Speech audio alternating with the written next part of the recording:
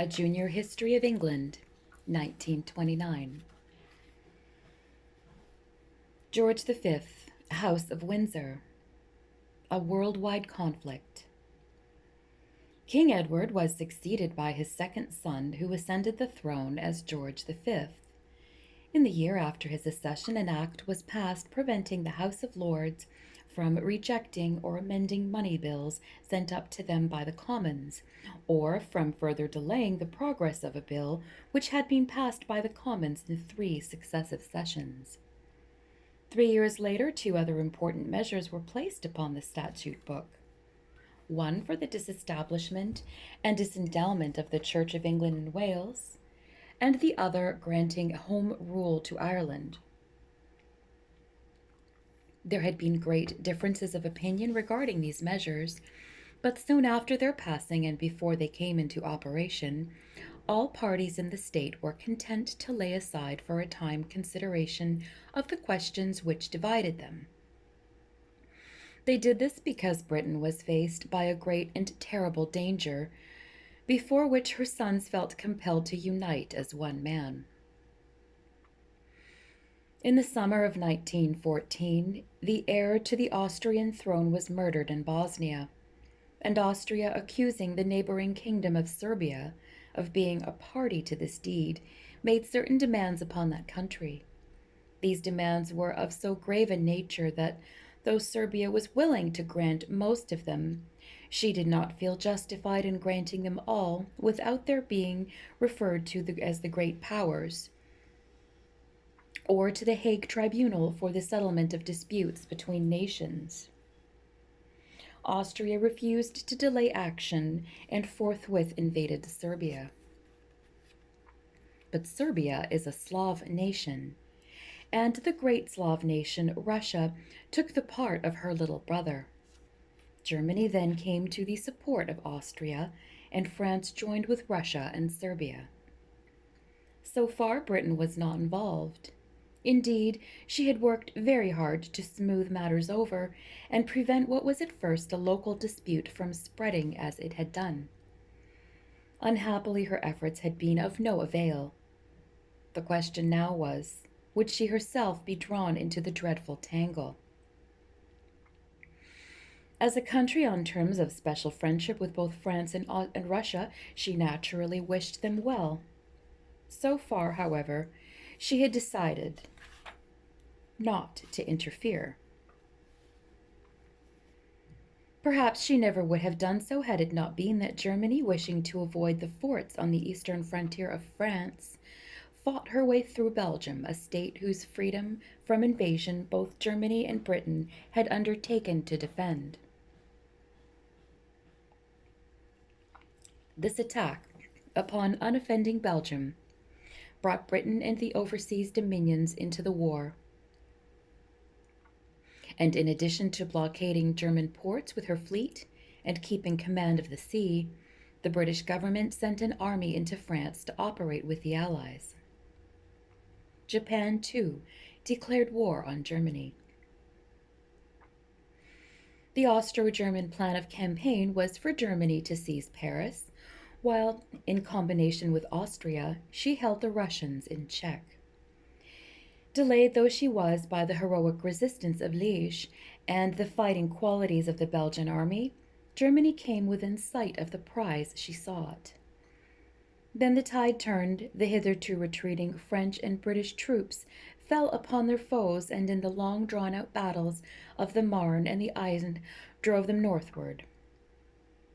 Rapidly changing her plans, Germany next endeavored to capture the Channel ports, but once more she was foiled by the dogged valor of the British, who, in the terrible first battle of Ypres, hurled back the fierce onslaught of the Kaiser's finest troops.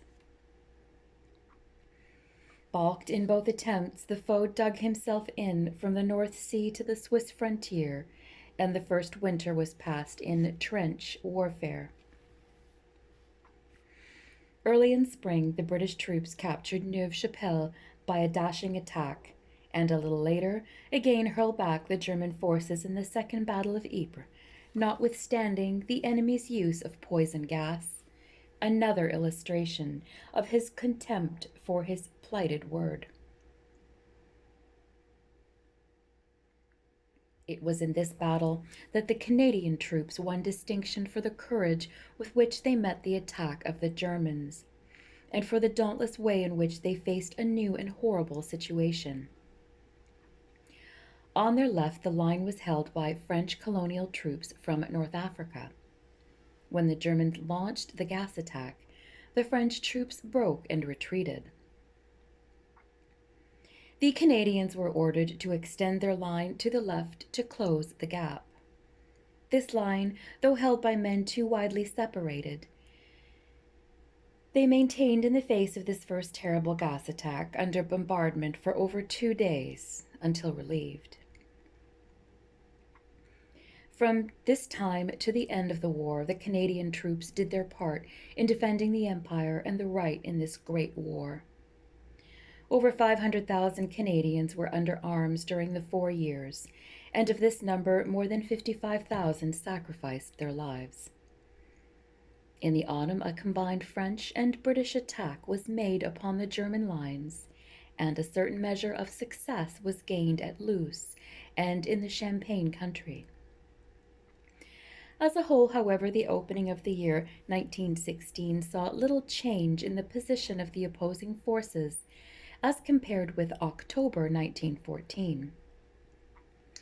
Although behind the lines of the Allies there were being built up reserves of men, guns, and ammunition, tending to incline the balance of power more and more in their favor.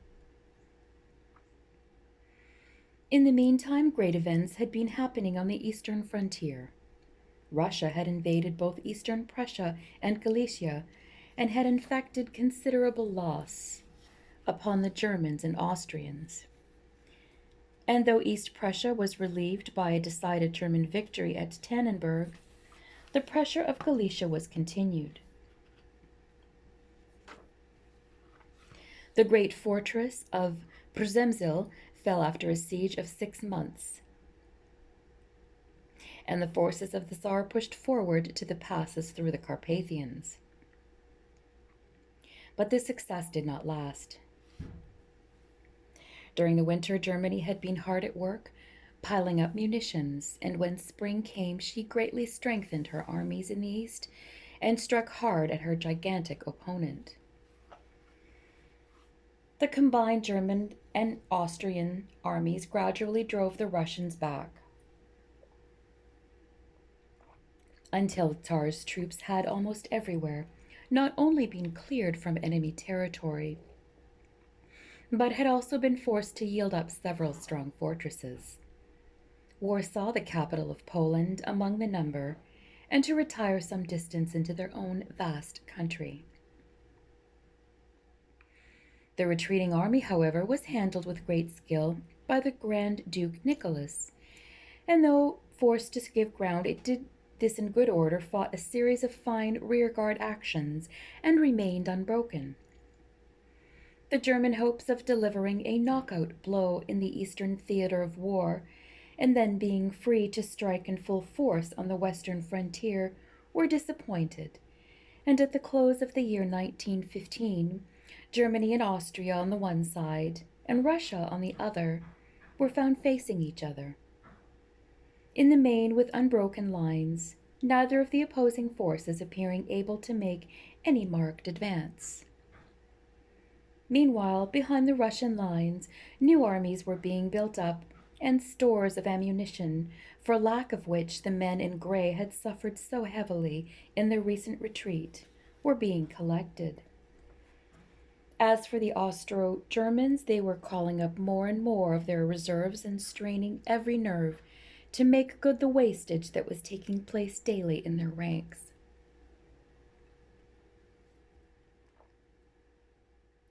While these events had been taking place, the war had extended to other fields. On the 5th of November 1914, the Turks ranged themselves on the side of the Austro-Germans. On the 2nd of February 1915, they were beaten back in an attempted raid on the Suez Canal. Later in the same month, a combined French and British fleet began to bombard the forts that lined the Dardanelles, but as it failed to force a passage through the Narrows, the attack was supplemented on the 25th of April by a landing of Allied forces on the Gallipoli Peninsula, where the gallant deeds of the troops from Australia and New Zealand, as well as those from the home countries, earned for them an undying fame. At first, great hopes were entertained that the united efforts of army and navy would be able to break through to Constantinople.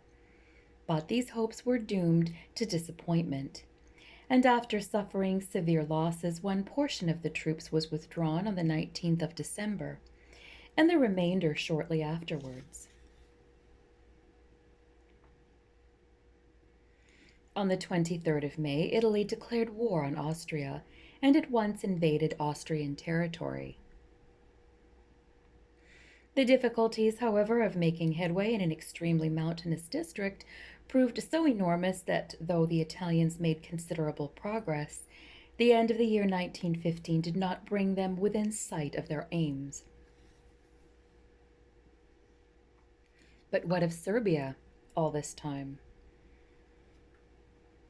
After a short-lived successful invasion, the Austrians had been swept from the country, and Serbia enjoyed a period of comparative quiet. But in October 1915, Bulgaria, bought by German promises and German gold, declared war upon her. The situation of poor Serbia now proved desperate, for she found herself attacked not only by the Bulgarians from the east, but also by a strong Austro-German force from the north. Such a combination of enemies was too strong for one small nation to cope with, and after a heroic resistance, what was left of the Serbian army fled for refuge across the mountains of Albania and Montenegro. But what were Serbia's allies doing to help her in her distress? Early in October 1915, French and British troops, at the request of the Greek Prime Minister, landed at Salonika with the object of assisting their friends in distress, hoping too that Greece, who was bound by treaty to help her northern neighbor, would join them in the good work. King Constantine, however, whose wife was the Kaiser's sister, failed to uphold the action of this prime minister. The latter accordingly retired from office, upon which the king declared he would take no part in the struggle, and refused to help this one-time ally in her fight for her very life. Without the aid of the Greeks, the French and British forces were not strong enough to save the situation, and though they made a brave attempt to do so, they were driven back into Greek territory, where they entrenched themselves in the neighborhood of Salonika. At the end of the previous section, we left the war situation somewhat as follows. Right across Europe stretched the solid block of the Central Powers with through communication from Berlin to Constantinople. Hemming in the Central Powers, though not completely surrounding them, were France, Britain, and Belgium on the west, Russia on the east, the Italians and an allied force stationed in and around Salonika on the south, while the allied navies had closed the ocean gateways. Let us follow the fortunes one by one of these various forces. Of the two forces, on the south, that which was stationed in and around Salonika made little progress for a long time. It was claimed, however, that the presence of such a force on Greek soil was of great importance, as it prevented the Greek army from being used against the Allies. In June 1917, King Constantine fled from his throne, and with him departed much of the pro-German influence in the government of Greece. Indeed, Greek troops were soon found fighting side by side with the Salonika force. When the fitting time for action came, this force promptly put an end to its period of waiting. In September 1918, it attacked the Bulgarians on a wide front, and it was soon seen that the enemy had lost much of its fighting power. Supplies of food, clothing, and ammunition were low. No help was forthcoming from Germany, who needed all her troops for the Western Front. In these circumstances, the Bulgarians were speedily and utterly routed, and on the 30th of September, both their army and their government surrendered to the Allies. The second force fighting against the Central Powers on the south was the Army of Italy. An Austrian attack in the summer of 1916 had been foiled, but up to the middle of 1917, the Allies had not been able to make decided headway against the foe. In other words, neither side had scored a signal success.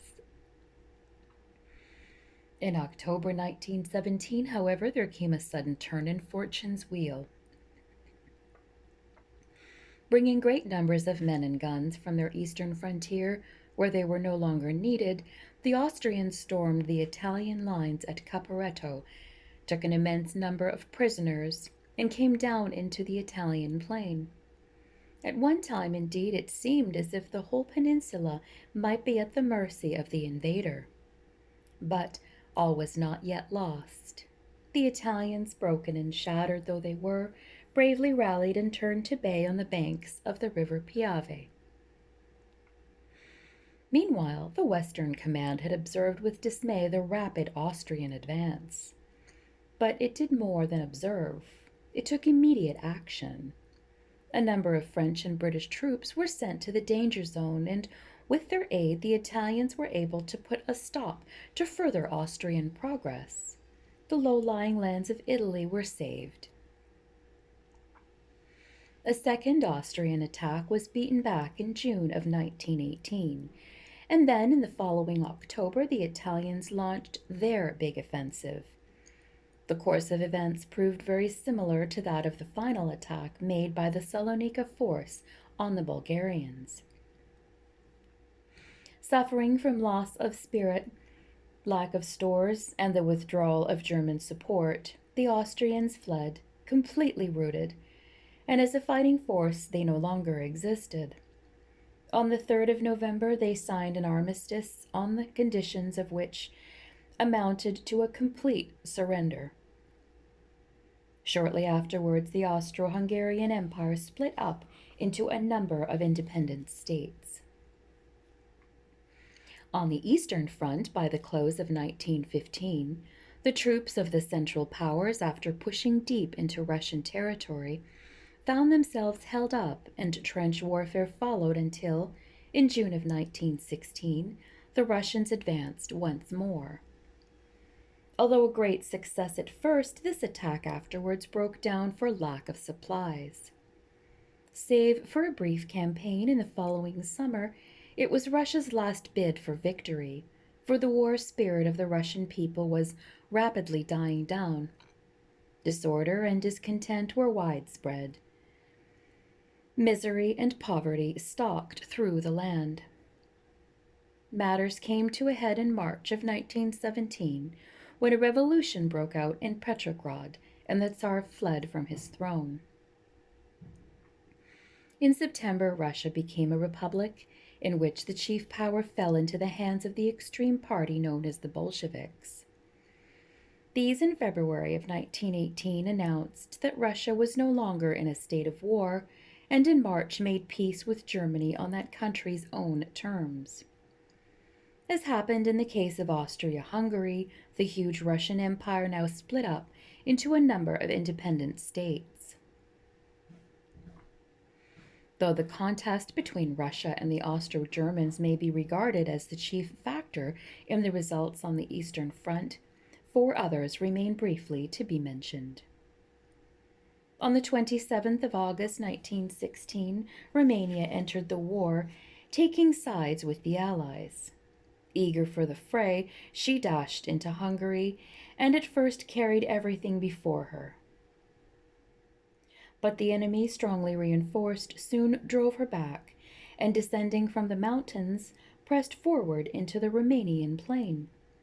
In December, an Austro-German force captured the Romanian capital, Bucharest, and shortly afterwards, Romania was compelled to sign the Treaty of Bucharest, the terms of which meant rich spoils to the victors and poverty and despair to the vanquished.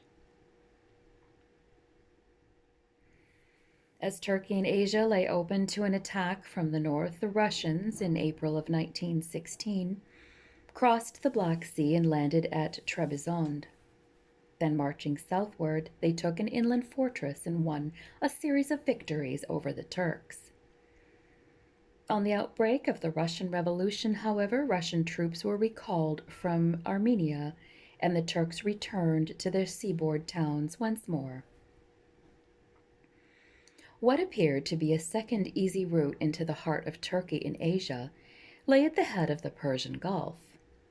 Accordingly, by the end of 1914, British and Indian troops had already occupied the port of Basra. Following the Tigris Valley, these troops pushed forward into Mesopotamia with varying fortunes. In September 1915, a column took Kut el Amara and, pressing north, won the Battle of Ctesiphon against great odds. Threatened by greatly superior numbers, however, it was compelled to retreat to Kut, and after a long and trying siege, to surrender to the Turks in April of 1916. Kut was recaptured early in the following year, and in March Baghdad was occupied by British troops. Such were the outstanding features of the Mesopotamian campaign, which put an end to Turkish power in the Euphrates and Tigris valleys. After their vain attempt at the beginning of 1915 to capture the Suez Canal, the Turks made no further attack in that direction. In a counteroffensive begun after long and careful preparation, the Turks were driven northwards through Palestine, closely followed by British and Italian troops. It was not, however, until December 1917 that Jerusalem fell, to be followed 2 months later by the capture of Jericho. For some time after this, little was heard from this part of the field, for further extensive preparations were necessary. But in September of 1918, a fresh British advance began. The Turks were completely routed. Damascus and Aleppo were taken, and the main body of the Turkish army laid down its arms. Recognizing her hopeless position, Turkey asked for an armistice, which was granted on Allied terms. We now come to the Western Front. Before the stupendous struggle that was taking place here, all other parts of the worldwide conflict appeared to be of small importance.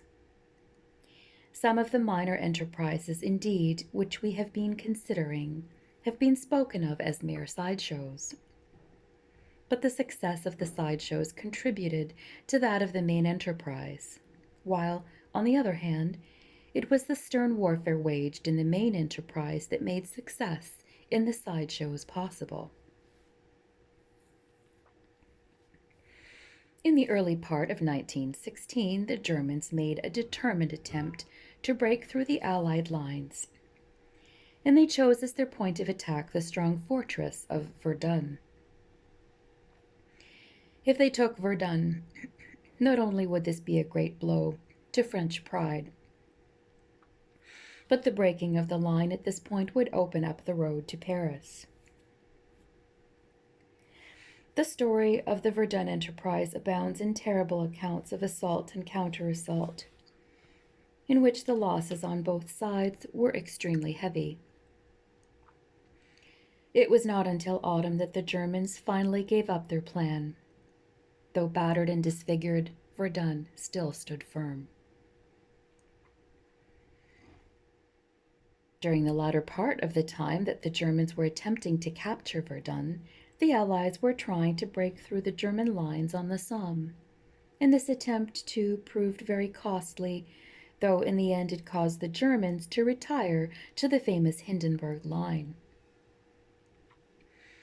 It seemed for a time that the trench fortifications in and behind which each side had sheltered itself would prove so strong that the conflict would develop into a struggle as to which side could last out the longer.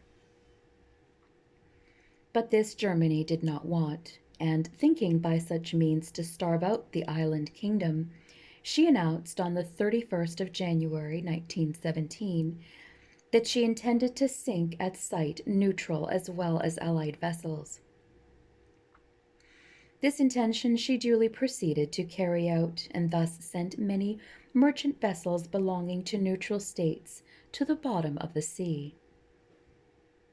Outraged by what she regarded as a gross breach of law, the United States of America protested, and as her protests were made in vain, on the 6th of April 1917, she declared war on Germany.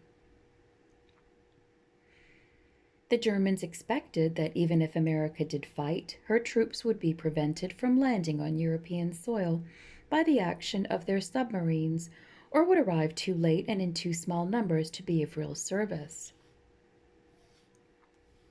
How far wrong they were was soon shown.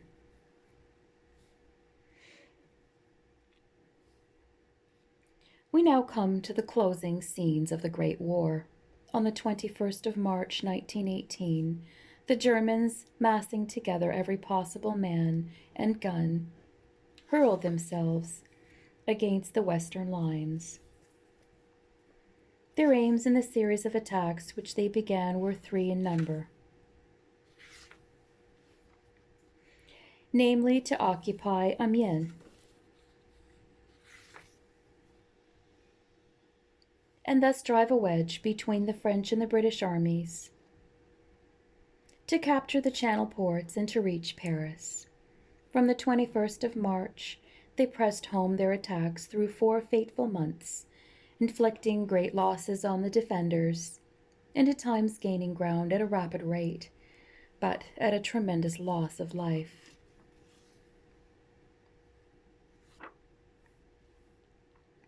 In the middle of July, however, General Foch, who had recently been placed in supreme command of the Allied forces and had been reinforced by British and American troops, began a masterly series of counterattacks, before which the Germans were obliged to give way. Blow after blow at various points of the line did Foch deliver, until the Germans found themselves compelled to give up all, and more than all, of the ground they had gained in their advance. On the 20th of July, they suffered, for the second time, a great reverse at the Marne. During August, September, and October, they were steadily driven back beyond the Hindenburg line, away from the coast of Belgium, daily nearer the Rhine. With her whole western front fast breaking up, her allies powerless and her people clamoring for peace, Germany, rather than wait for utter defeat, proposed that the fighting should cease. On the 11th of November, an armistice was signed, and the last shot was fired at 11 a.m. on that day, the terms of the armistice being such as to put Germany quite out of action as a fighting machine until peace should be signed.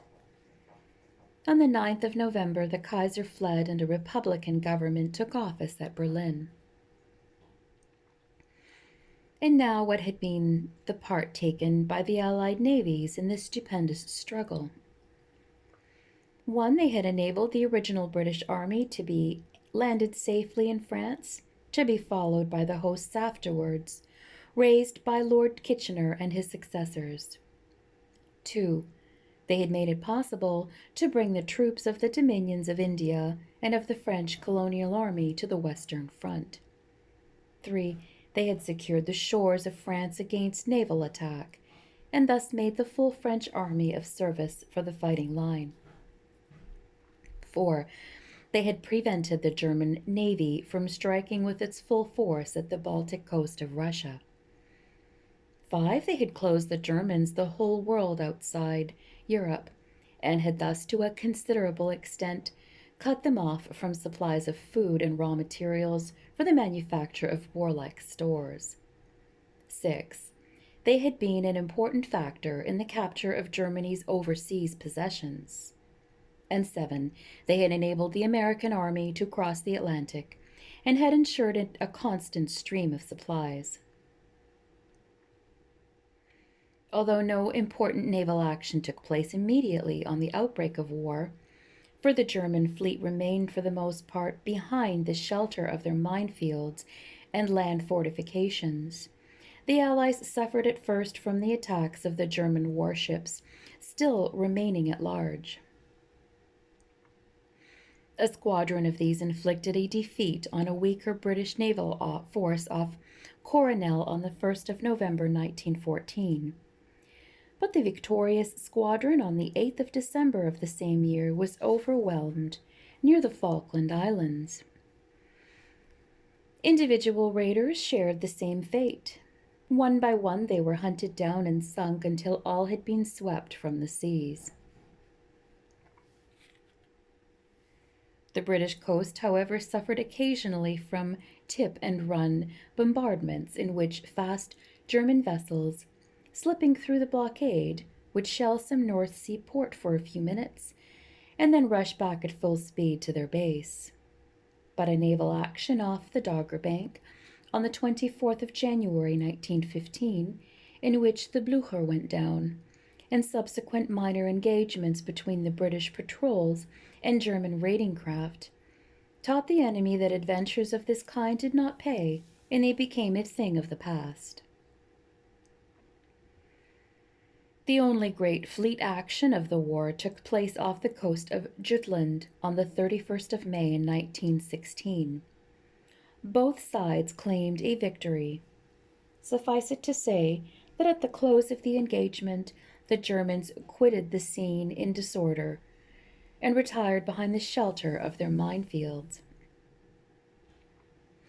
But of all the tasks which the Allied navies were entrusted with, perhaps the most difficult was that of tackling the U-boats. Unprepared for such a breach of all law, human or divine, as the sinking of merchantmen without giving the sailors a chance for their lives, the defenders earnestly set to work to meet the danger. Brains and bravery won in the end. Means were devised by which the peril was largely overcome. Had this not been the case, it is possible that Germany would have won the war. The loss of vessels was undoubtedly serious, but steadily and continuously, the processions of food ships and transports made their way across the oceans and the seas, enabling the Allied forces and peoples to carry on.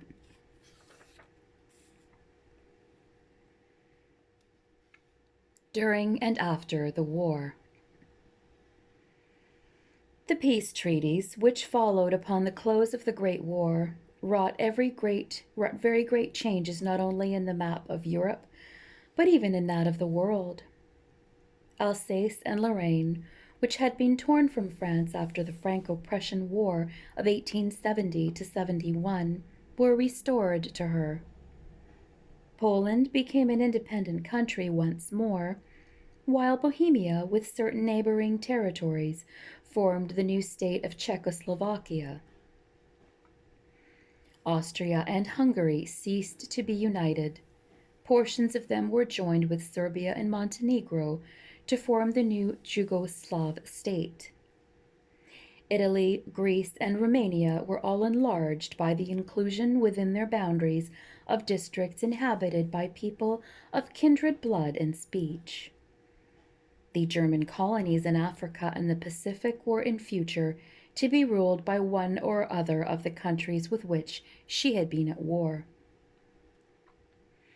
In addition to being stripped of most of her remaining territory in Europe, Turkey had to surrender extensive portions of her domain in Asia, including Armenia, Syria, Palestine, and the Hejaz. The control of the navigation of the Dardanelles, the Sea of Marmora, and the Bosphorus was also taken away from her and placed in the hands of a commission. The enemy powers agreed to make good the damage they had done especially in Belgium and France, to pay part at least of the huge war expenses of the Allies, and enormously to reduce their army and navy. The peace treaties also provided for the setting up of a League of Nations for the settlement of disputes between states, and thus attempted to put an end to war among civilized countries. As a result of the war, large tracts of territory passed under the control of the British Empire as a whole, or of some portion of it. The government of Mesopotamia, Palestine, German East Africa, and parts of Togoland and Cameroon were placed in British hands. The care of German Southwest Africa was given over to the Union of South Africa. Australia and New Zealand now rule the former German possessions in the Pacific south of the equator.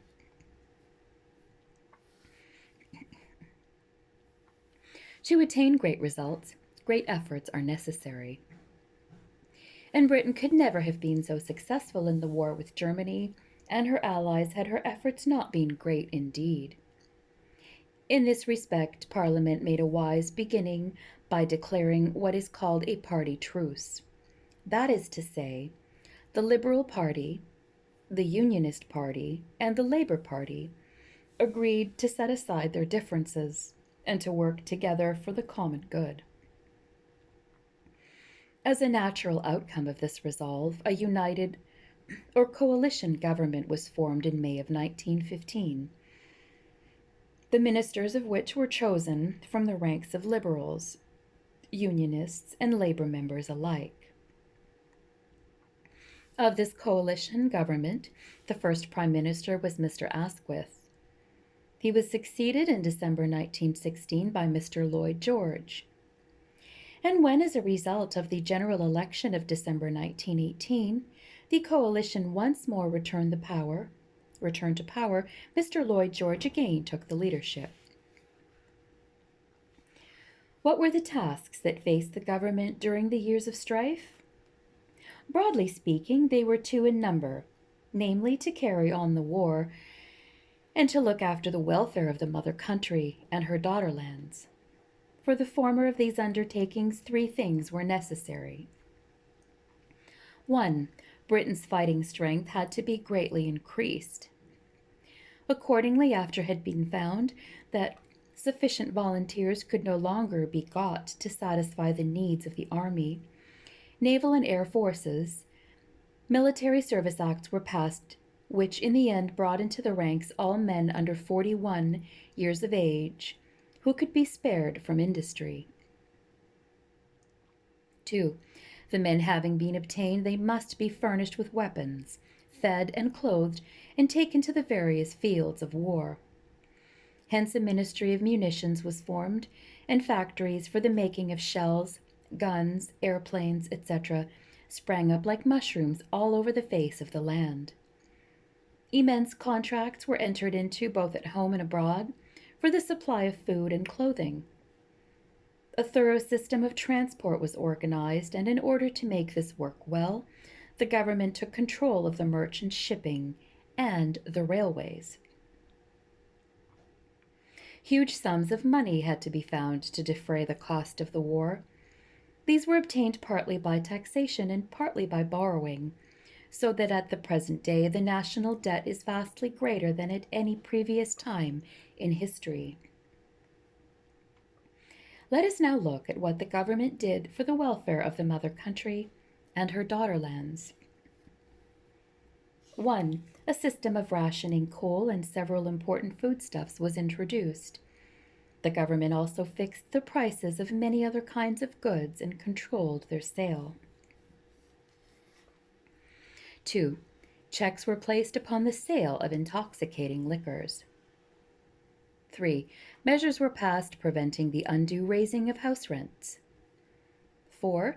A larger number of people were admitted to a share in the government, for the franchise was extended to practically every man in the kingdom, and votes were given to women over 30. 5. English and Scottish Education Acts were passed. These great measures raised the school age to 14 and 15 years, respectively, and provided for day continuation schools for pupils up to the age of 18.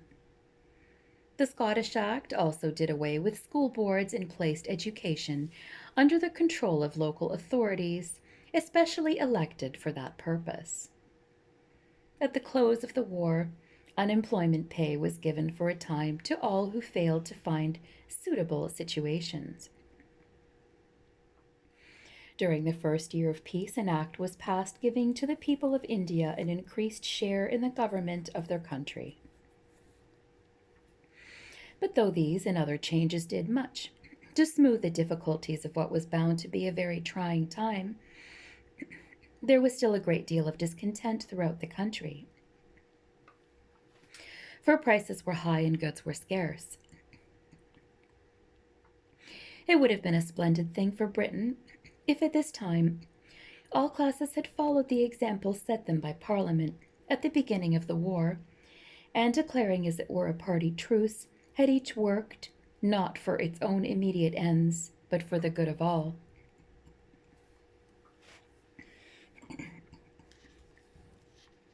Unfortunately, this did not always happen, so that angry disputes sometimes arose between the employers and the employed.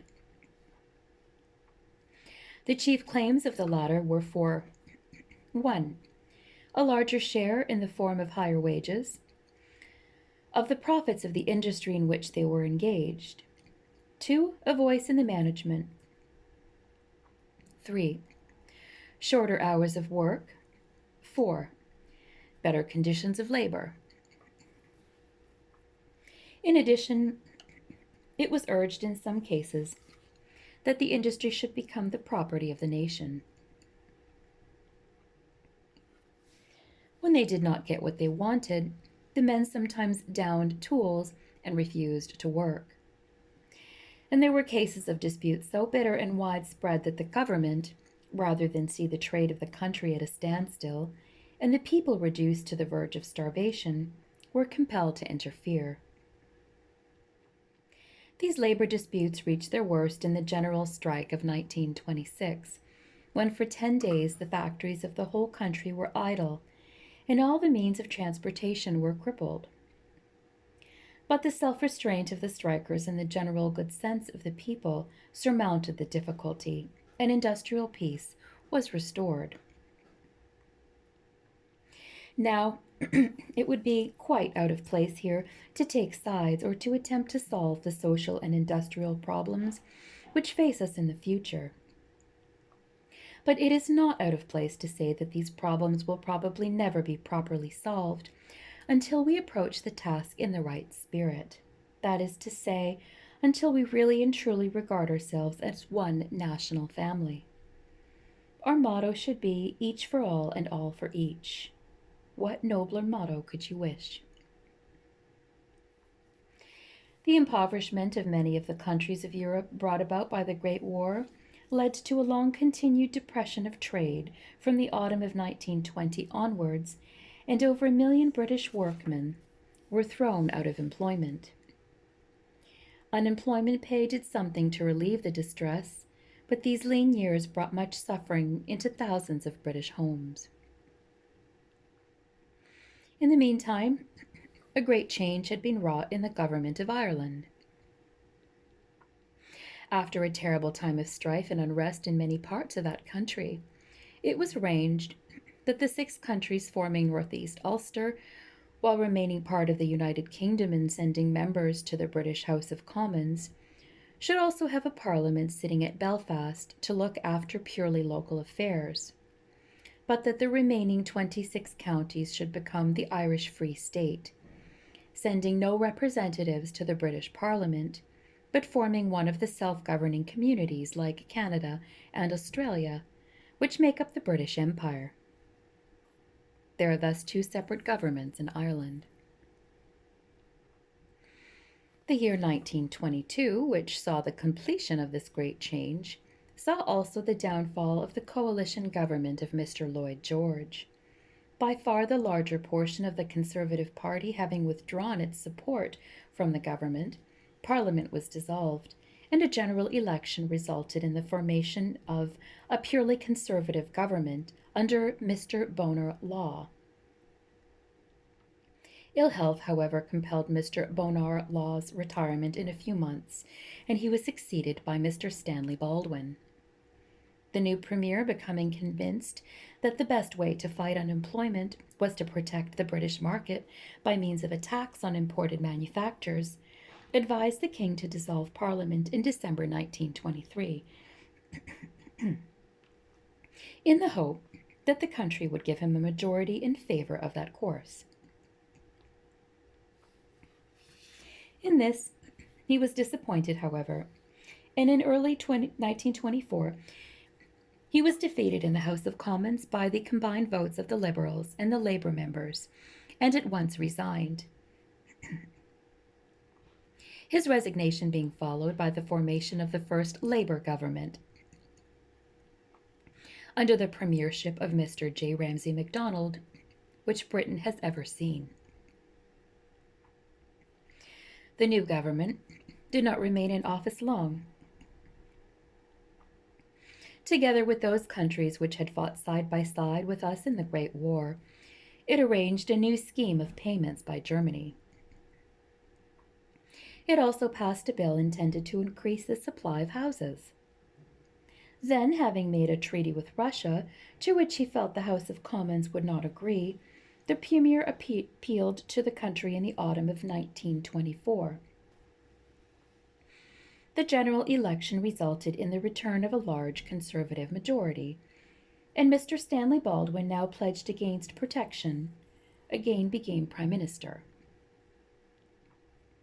Britain, as the mother country of the British Empire, continues to be one of the most influential countries in the world. In spite of her losses in the Great War, loss of precious lives, of money, and of commerce, the qualities of her people, shown in various ways during the history of 1,000 years, are as strong as they ever were. Love of liberty and respect for law go hand in hand. The steadiness and common sense of the British people during the general strike in 1926 called forth the admiration of other nations. Nowhere is a system of government more under the control of the people themselves, and nowhere does it command more confidence at home and abroad. In literature, in science, in art, and in industry, the nation at no time fails to produce men and women of commanding ability, worthy to be compared with the best of other lands.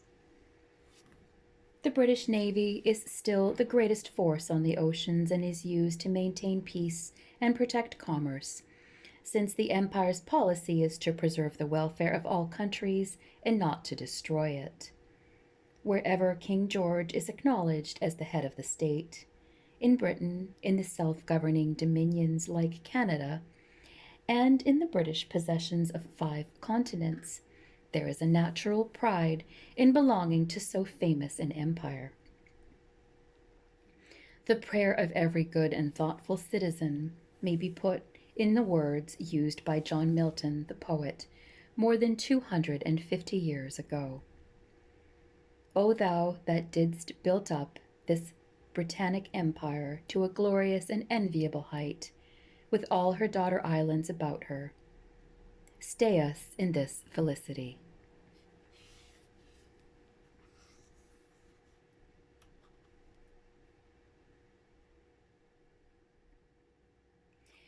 Famous dates of leading events. The Romans in Britain. Caesar's first invasion, 55 BC. Caesar's second invasion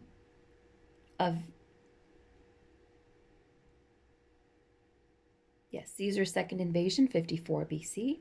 Invasion in the reign of Claudius, 43 AD. Caractacus defeated, AD 50.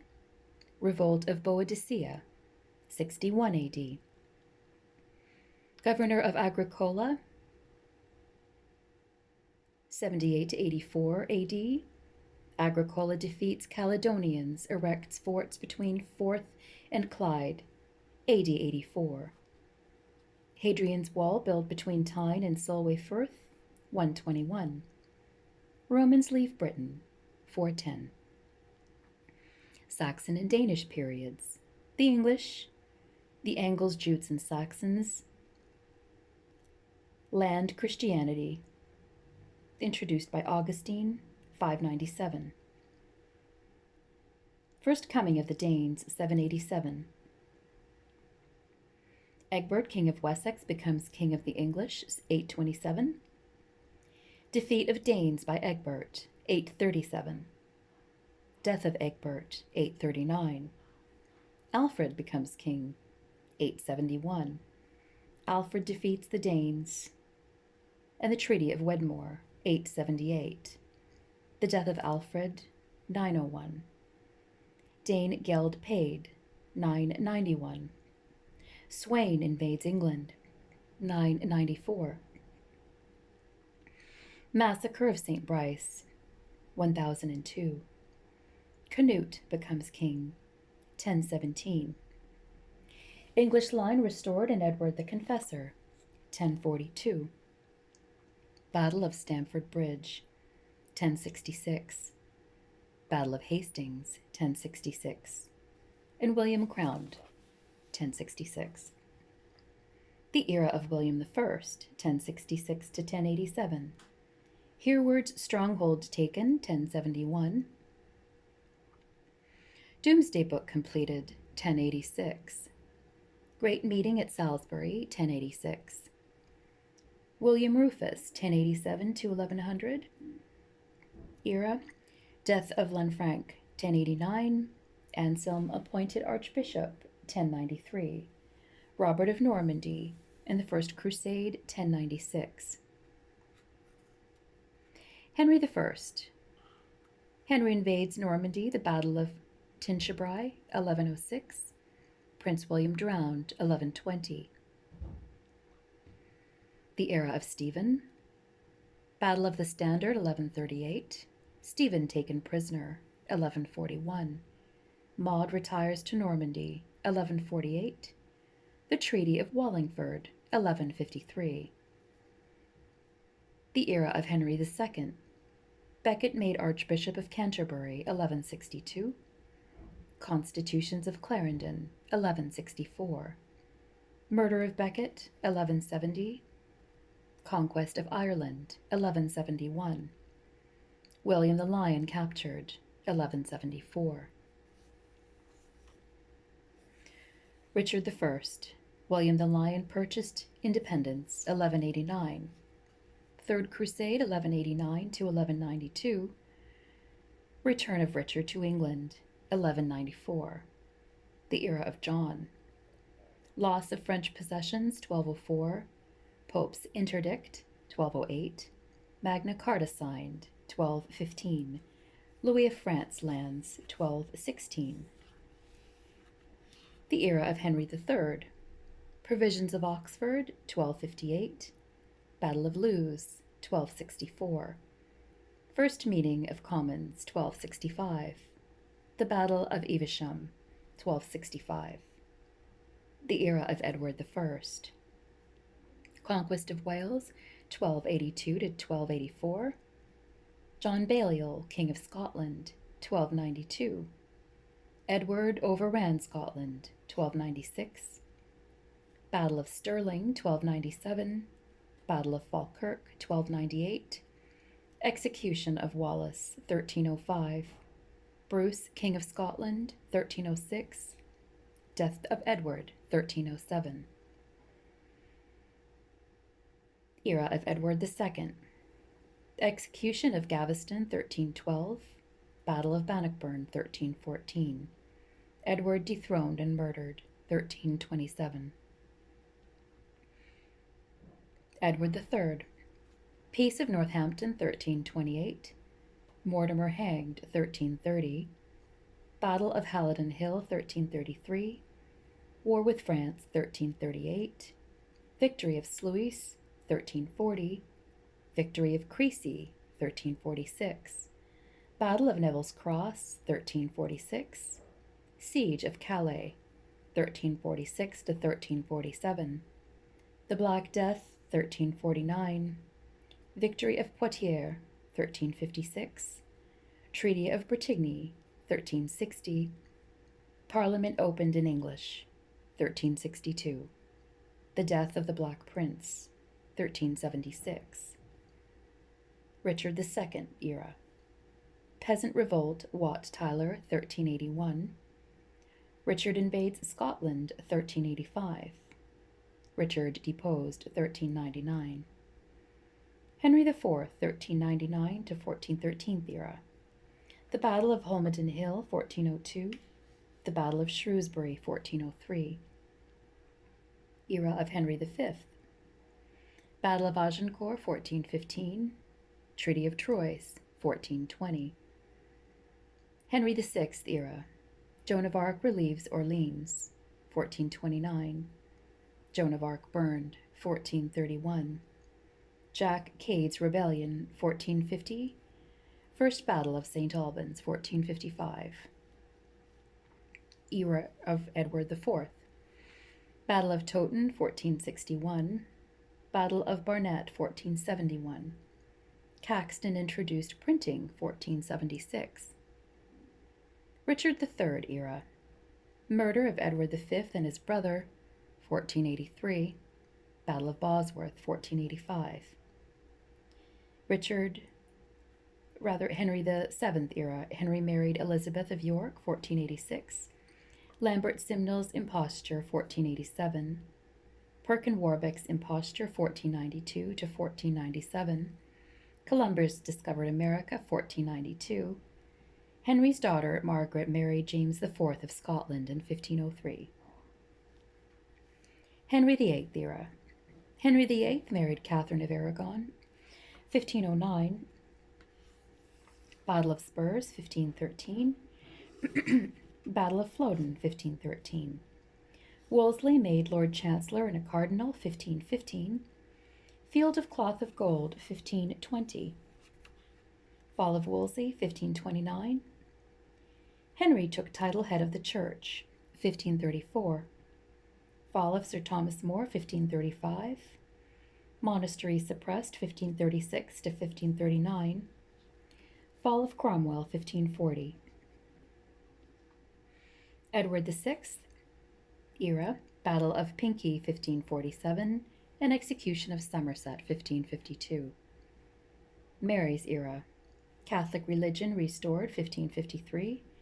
Marriage of Mary and Philip, 1554. Cranmer burnt, 1556. Loss of Calais, 1558. Elizabeth's era. Birth of Shakespeare, 1564. Mary, Queen of Scots, took refuge in England, 1568. Drake's Voyage, 1577 to 1580. Babington's Conspiracy, 1586. Mary, Queen of Scots, executed, 1587. Drake destroyed Spanish ships, 1587. Defeat of Spanish Armada, 1588. Rebellion in Ireland, 1595. James I era. Hampton Court Conference, 1604. Gunpowder Plot, 1605. Authorized Version of the Bible, 1611. And Plantation of Ulster, 1611. Shakespeare died, 1616. Execution of Sir Walter Raleigh, 1618. Pilgrim Fathers in America, 1620. Charles I. First Parliament, 1625. Second Parliament, 1626. Third Parliament, Petition of Right, 1628. Ship money, 1634. Hampden tried for refusing to pay ship money, 1637. Rising in Scotland, 1637. National Covenant of Scotland, 1638. Long Parliament met, 1640. Rebellion in Ireland, 1641. Execution of Strafford, 1641. Charles tried to arrest the 5 members, 1642. Civil War began, 1642. Battle of Edgehill, 1642. Solemn League and Covenant, 1643. Battle of Marston Moor, 1644. Battle of Naseby, 1645. Battle of Philiphaugh, 1645. The Scots surrendered Charles, 1647. Scots defeated at Preston, 1648. Charles tried and executed, 1649. The Commonwealth era. England proclaimed a Commonwealth, 1649. Cromwell crushed Irish Rising, 1649. Battle of Dunbar, 1650. Battle of Worcester, 1651. War with the Dutch, 1652. Cromwell appointed Protector, 1653. Blake destroyed the Spanish fleet, 1657. Death of Cromwell, 1658. Richard Cromwell, Protector, 1658. General Monk proclaimed a free parliament, 1660. Charles II's era. Charles II returned to London, 1660. Clarendon Code, 1661 to 1665. Great Plague in London, 1665. Great Fire in London, 1666. Dutch fleet sailed up Thames, 1667. Test Act, 1673. Habeas Corpus Act, 1679. James II's era. Battle of Sedgemoor, 1685. Declaration of Indulgence, 1688. Trial of the Seven Bishops, 1688. William of Orange landed, 1688. James II fled to France, 1688. William III's era. Bill of Rights, 1689, as well as the Siege of Londonderry and Battle of Killiecrankie, 1689. Battle of the Boyne, 1690. Treaty of Limerick, 1691. Massacre of Glencoe and Battle off Cape La Hague, 1692. Bank of England founded in 1694. Treaty of Ryswick, 1697. The Darien Scheme, 1698 to 1699. The Act of Settlement in 1701. Queen Anne's era. War of Spanish Succession, 1702 to 1713. The Battle of Blenheim and capture of Gibraltar, 1704. Battle of Ramillies, 1706. Union of English and Scottish Parliament, 1707. Battle of Ouenard, 1708. Battle of Malplaquet, 1709. Treaty of Utrecht, 1713. George I. The First Jacobite Rebellion and the Battle of Sheriffmuir and the Battle of Preston, all in 1715. The failure of the South Sea Company, 1720. Walpole, Prime Minister, 1721. George II. Walpole's Excise Bill, 1733. War with Spain, 1739 to 1748. Anson's Voyage Round the World, 1740 to 44. War of Austrian Succession, 1741 to 48. Battle of Dettingen, 1743. Battle of Fontenoy, 1745. The Second Jacobite Rebellion and the Battle of Prestonpans, both in 1745. The Battle of Falkirk and the Battle of Culloden, both in 1746. Treaty of Aix-la-Chapelle, 1748. The 7 Years' War, 1756 to 1763. The Black Hole of Calcutta, 1756. The Battle of Plassey, 1757.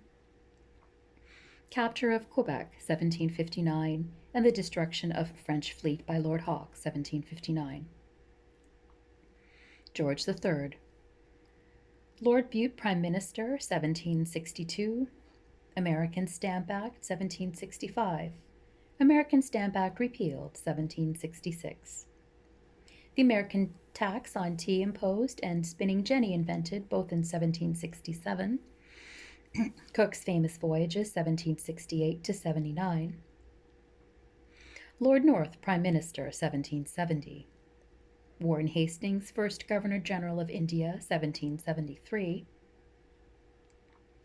Battle of Bunker Hill, 1775.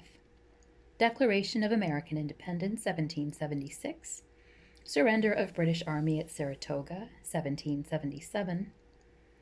Siege of Gibraltar, 1779 to 83. Cornwallis surrendered, 1781. The Treaty of Versailles, peace with America, and Pitt as Prime Minister, both in 1783. Trial of Warren Hastings, 1788 to 95. The French Revolution, 1789. War with France, 1793 to 1815. 1st of June Naval Battle, 1794. The Battle of Cape St. Vincent and the Battle of Camperdown, 1797. Rebellion in Ireland, rebels defeated at Vinegar Hill, 1798. Battle of the Nile, 1798. Union of the Parliaments of Great Britain and Ireland, and Pitt resigns, 1801. Peace of Amiens, 1802. Battle of Assaye, 1803. Pitt Prime Minister again, 1804. Battle of Trafalgar, 1805. Cape Colony taken from the Dutch, and the death of William Pitt, both in 1806. The slave trade abolished in 1807. The Peninsular War, 1808 to 1814. Battle of Vimiera, 1808. Battle of Corunna and Battle of Talavera, both in 1809. Wellington took Ciudad Rodrigo and Badajoz, and the Battle of Salamanca, both in 1812. Battle of Vittoria, 1813. Battle of Toulouse, 1814. Napoleon vanished to Elba, 1814. Napoleon escaped, and the Battle of Waterloo, both in 1815. George IV. Stockton and Darlington Railway opened, 1825. Battle of Navarino, 1827. Catholic Emancipation Act, 1829. William IV. Opening of Liverpool and Manchester Railway, 1830. First Reform Bill passed, 1832. Abolition of slavery, 1833. New Poor Law, 1834. Municipal Reform Act, 1835. Queen Victoria. Afghan War, 1839 to 1842. Queen Mary's Prince Albert of Saxe-Coburg and the penny post introduced, both in 1840. Repeal of the Corn Laws in 1846. Factory Act passed, 1847. Chartist agitation, 1838 to 1848. Great Exhibition in London, 1851. The Crimean War, 1854 to 1856. Battle of the Alma, September 1854. Battle of Balaclava, October 1854. And Battle of Inkerman, November of 1854. Fall of Sebastopol, 1855. Treaty of Paris, peace with Russia, 1856. The Indian Mutiny, 1857. Second Reform Bill, 1867. De-establishment of Irish Church, 1869.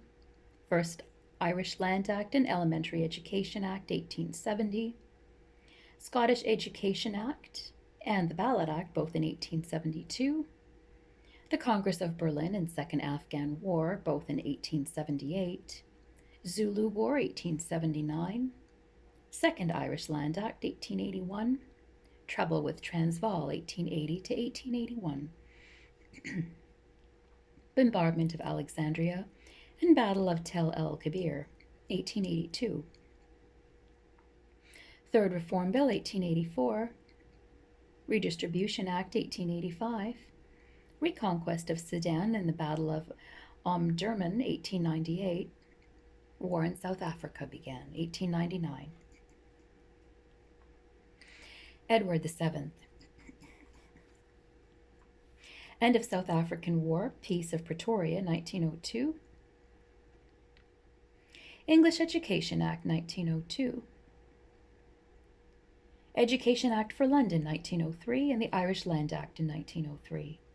Workers' Compensation Act, 1906. Old Age Pensions Act, 1908. Union of South Africa, 1910.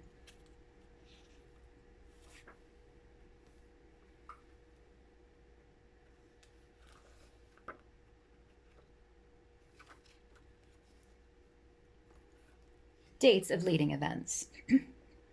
George V, 1910. The Parliament Act restricting the powers of the House of Lords and limiting the duration of Parliament to 5 years, 1911.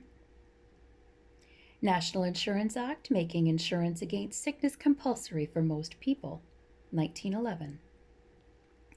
Irish Home Rule Bill passed, 1914. Bill passed for the disestablishment of the Church in Wales, 1914. The Great War, August 1914 to November 1918. Chief events on the Western Front. 1914, retreat from Mons, First Battle of the Marne and the Aisne, and the First Battle of Ypres.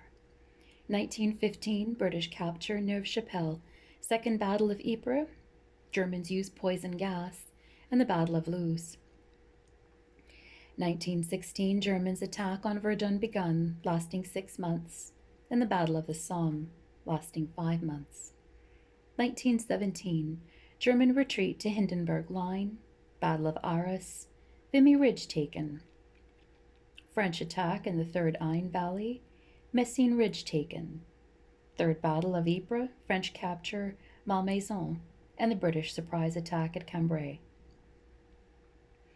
1918, Great German Offensive, 21st of March to 17th of July, including 1, an attack on the British from the Oise to Arras, 2, an attack on the British in the Lys Valley, 3, an attack on the French south of the Aisne, Great Allied Offensive, 18th of July to 11th of November, including the Second Battle of the Marne, battles before Amiens and Bapaume, piercing of Hindenburg Line, French and American victories in the Meuse Valley, and the victorious march of the Allies through Flanders.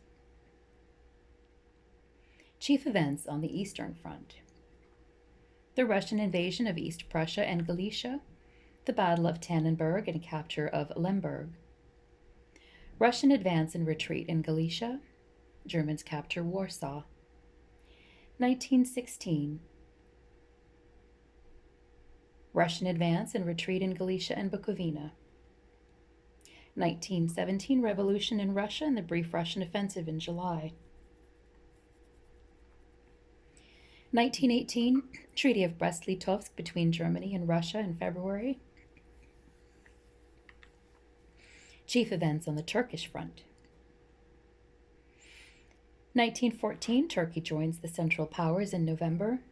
1915, Turks defeated in Transcaucasia and at Suez Canal. Allied troops landed in Gallipoli in April. Allied troops withdrawn from Gallipoli, December. 1915, Turks defeated at Ctesiphon in Mesopotamia. 1916, British surrender at Kut. 1917, Kut retaken by the British and Baghdad captured. 1917, British invade Palestine from Egypt.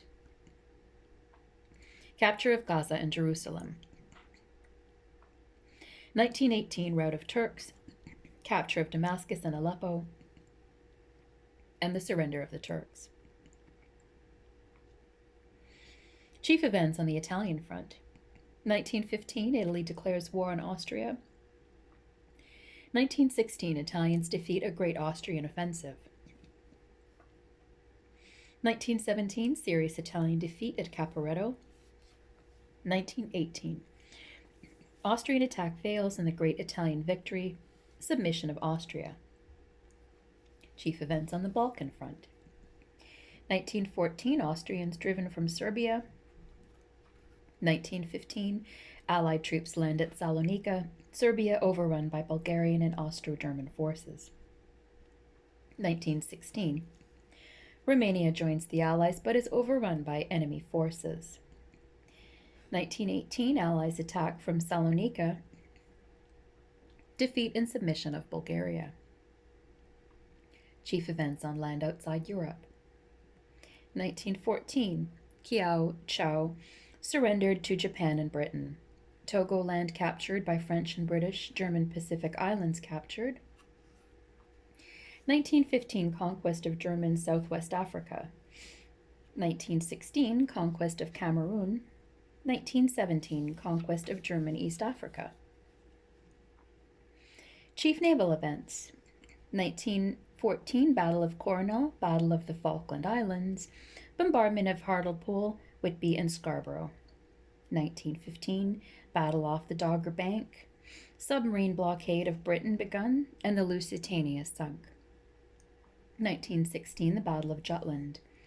1917, unrestricted German submarine warfare begun, bringing America into the war. 1918, Zeebrugge and Ostend harbors blocked by British. Chief events at home. 1915, first coalition government formed under Mr. Asquith. 1916, rising in Dublin, compulsory military service introduced. Lord Kitchener drowned. Second coalition government formed under Mr. Lloyd George. 1918, Representation of the People Act redistributing seats and giving votes to practically all men and to women over 30. English and Scottish Education Acts providing nursery schools, extending limits of school age, and putting education in Scotland under specialty elected authorities, general election, and the Great Coalition majority. 1919, Government of India Bill. 1920, a long-continued depression of trade began. 1922, a great change in government of Ireland. The 6 counties forming northeast Ulster remained part of the United Kingdom, but with local self-government. The remaining 26 counties became the Irish Free State. End of coalition government of Mr. Lloyd George. Dissolution of Parliament and return of Conservatives to power under Mr. Bonar Law. 1923, resignation of Mr. Bonar Law. Mr. Stanley Baldwin became Premier. Parliament dissolved on question of protection to home manufacturers, resulting in this defeat of the proposal. 1924, first Labour government formed under the premiership of Mr. J. Ramsay MacDonald. New arrangement with Germany regarding war payments. New housing bill passed. Dissolution of Parliament. Mr. Stanley Baldwin, Prime Minister.